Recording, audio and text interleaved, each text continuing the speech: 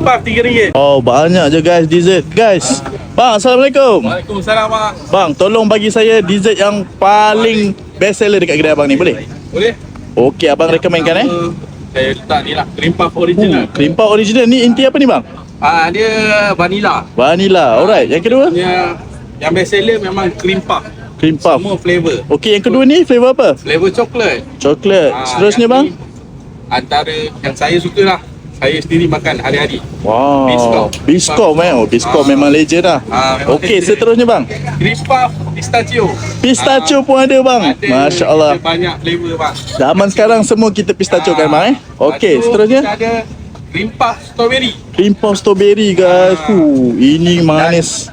Yang last kita ada cream puff Oreo. Cream puff Ada Oreo enam bang flavor. Lemak. Okey, next bang? Next kita ada pista putih. Boleh bang, cedok semua bang untuk saya bang. Ini yang best seller lah. Orang cakap memang habis semua setiap hari.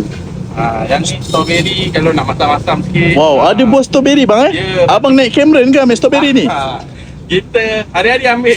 Betul, kita ada cheese tart cheese. Cheese tart cheese. Okey, seterusnya bang? Lepas tu kita ada cheese tart Cadbury. Cheese tart Cadbury. Okey, lagi bang. Kasih Yang penuh last, bang. Ada lagi satu pretzel. Pretzel. Oh, pretzel pun ada Ada. Masya Allah Lepas tu guys. Kita ada biscoff. Biscoff. Okey bang, so beli satu dulang macam ni berapa ni bang?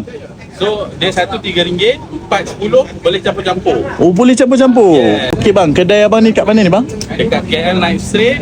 Kita buka start daripada pukul 5 petang hingga 12 malam. Isnin saja cuti.